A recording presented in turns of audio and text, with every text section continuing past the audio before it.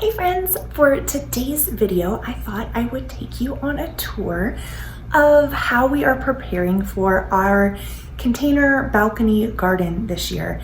And it is the first year that we are actually intentionally working to replace a good bit of our grocery store shopping with both our garden on our balcony as well as the CSA that we're part of. So we are trying to strategically plant vegetables and herbs that we are not getting from our CSA, or that we will get at a little bit different timing from the farm that we are involved with. So come take a walk with me and I will show you out onto our apartment balcony so that you can see our setup and how we're planning to really be intentional this year with some of our food. Just because you have a small space does not mean that you are limited only to growing herbs indoors or anything like that. I'm going to show you guys what's going on our patio right now. Mostly it's just containers and soil that you're going to see, because our last average frost date here on the Front Range of Colorado is not until the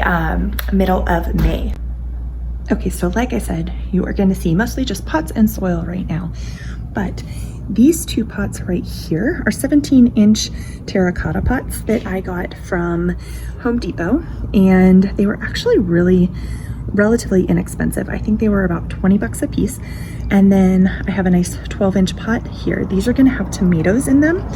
I have a thing of San Marzano tomatoes, and then one of another piece tomato.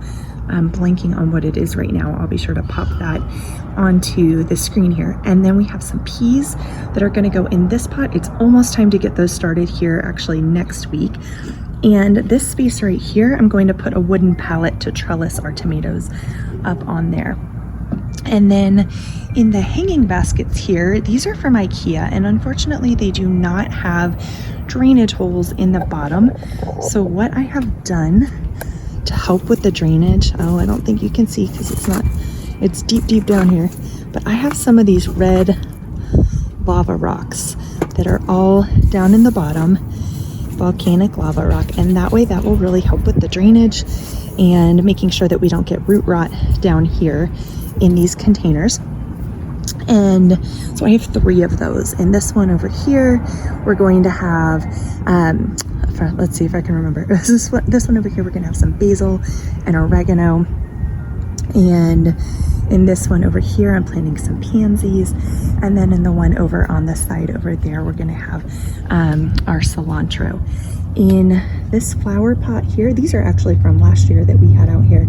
We attempted to grow some lettuce, which was not the best thing from start at the time of year. We waited a little bit too late for those, but in this one we're gonna have some lettuce here on the bottom, so it's a little bit shaded.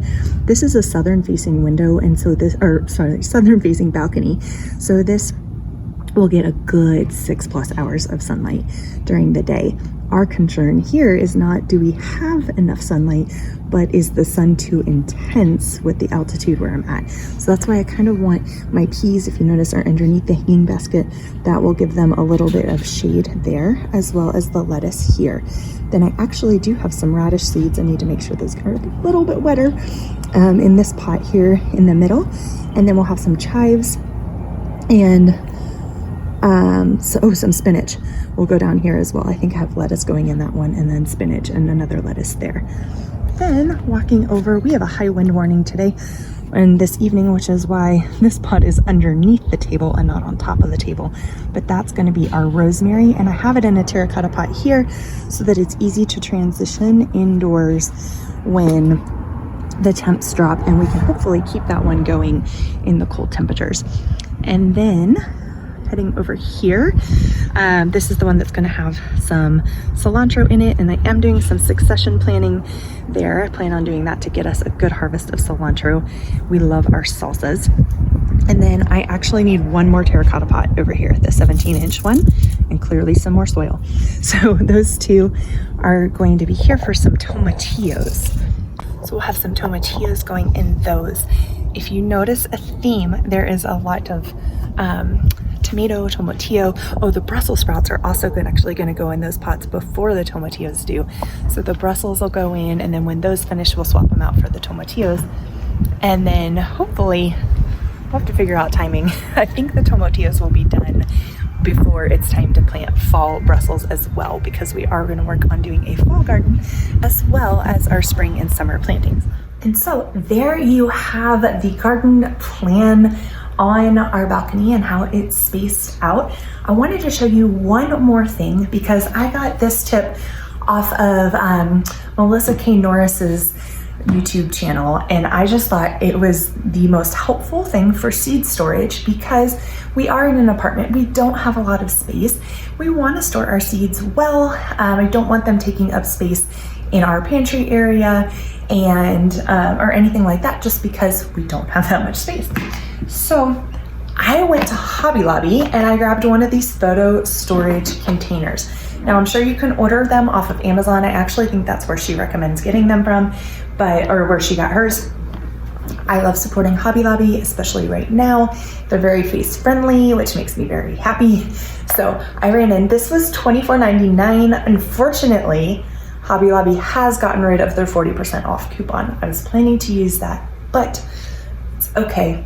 I like supporting them. So in this storage box, you have individual containers. It's actually a photo storage box, and it's made, I think, to hold 4x6 photos. And so you have individual ones like this that open, that you can store your seeds in very nicely and easily here. So I just have them divided. This year, we're only taking up one side of the storage thing, but as we expand in our gardening and as we eventually move into a house, hopefully we'll have at least a whole nother side of this and maybe even another box down the road. But it's our first year, so we're not going too huge, but we are tackling more than I probably normally would have. I'm working to become bolder in that, and I encourage you to do the same. Not to wait and just try one thing and see if that one thing works, but not do it all at one time, but also not go so small that it takes forever, which is my tendency.